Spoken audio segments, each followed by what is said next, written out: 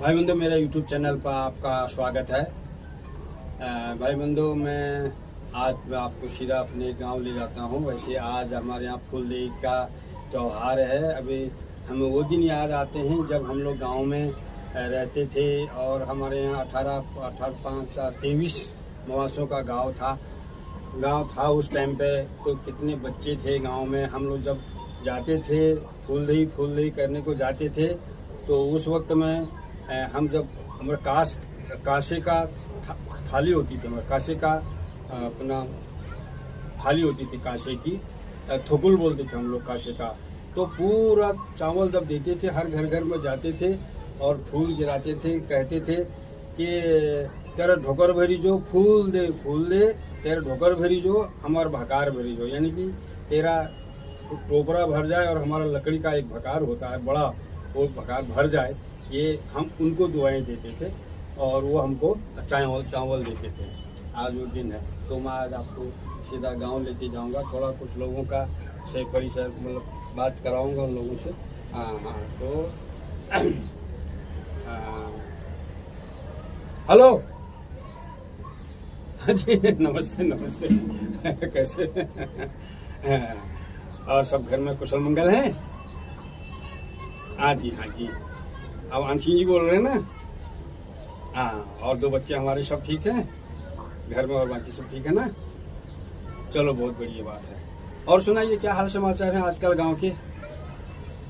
सुबह में थोड़ा ठंडी है? अच्छा। और शाम को भी थोड़ा, दिन में गर्म है? हाँ यार, दिन में तो हमारे को भी यहाँ भी बहुत गर्म हो रहा है। हाँ जी।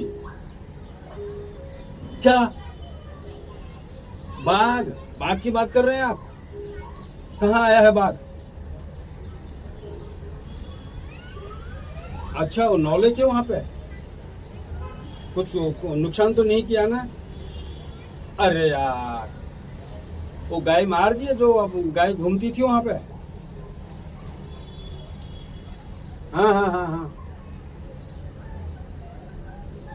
हाँ, ठहरो, मैं देखता हूँ, ब्लॉग देखता हूँ मैं उसका।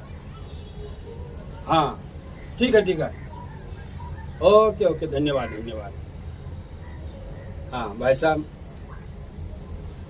ये उसके बाद में क्या हुआ? अभी मेरा जो हमारा पोता है गांव में, वो BK कोहली के नाम से उनका ब्लॉग बनता है और वो गांव के सब समाचार देते हैं। भिक्यासेन, रानीखेत, चौनलिया, रामनगर, यानी कि जहाँ उनको जाना रहता है वहाँ के सब ब्लॉग बना के हमको दिखाता है। बहुत अच्छी बात है, घर के ताज़ा हाल समाचार दिखाता है, बहुत खुशी की बात है। तो उन्होंने उनके ब्लॉग में देखा हमने, तो उन्होंने क्या है, जो हमारे यहाँ एक गाय थी, वो गाय को मारा है। वो ऐसी छुट्टी हुई थी, कहीं से आ गई थी तो छुट्टी थी, तो गाय को 2 बाघ हैं, 2 बाघों ने उनको मारा, लेकिन वो पता नहीं चल रहा था कि बाघ ने मारा या क्या।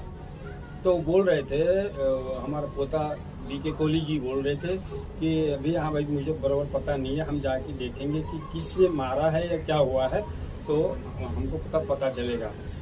तो वहाँ गए तो देखा तो वास्तव में तो थोड़ा कन्फ्यूजन था। तो मैंने अनसिंह जी को फ़ोन किया कि मैंने यार ऐसा दिखाया था ब्लॉग में कि आप लोग बहुत आप 4-5 लोग थे, जब गाय को आपने 1 मीटर कपड़ा लेके, जो भी है 1 मीटर क्या पूरा कपड़ा लाए उसके लिए, और आपने गाय को ढका है और उसके बाद उसको दफना दिया, खड्ड करके दफना दिया।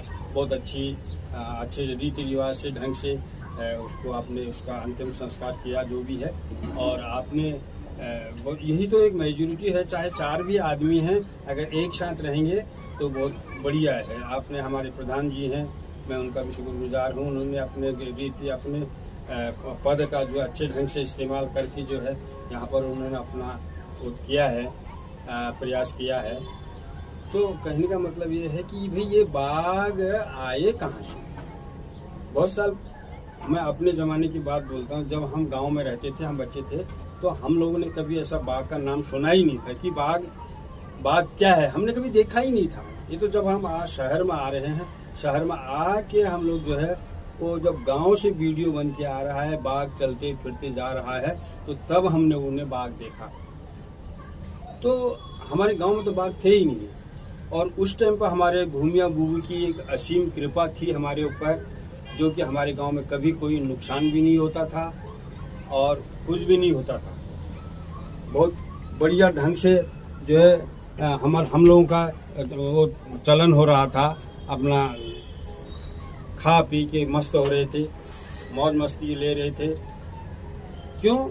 क्योंकि हम अपने भूमि बुबू को याद करते थे। हमारे यहाँ 2 फसल होती है पहाड़ों में, एक रबी की फसल और एक खरीफ की फसल। तो खरीफ की फसल में हम चावलों का आटा का भोग लगवाते थे भूमि बुबू को, और रबी की फसल में गेहूं के आटे का भोग लगाते थे। हम पोहे पकाते थे और हमारे गांव में जो सीनियर सिटीजन हैं वो अपना खुद उसका पूजन करते थे। और हमारे गांव से सब लोगों से इकट्ठा करके तेल हो गया, गुड़ हो गया और चावल का आटा हो गया और रबी की फसल में गेहूं का आटा हो गया देते थे और पूजा करते थे वहाँ पर। और उसके बाद में सब लोगों के वहाँ भूमि बुबू के वहाँ हमारा एक आंगन जैसा बनाया था और वहाँ पर हम लोगों को सबको फिर बुलाते थे और सबको वहाँ पर कोई प्रसाद मिलता था। तो उस वक्त क्या है, अभी आज क्या है कि हमारे गांव में कोई आदमी है नहीं, सब पलायन हो चुके हैं।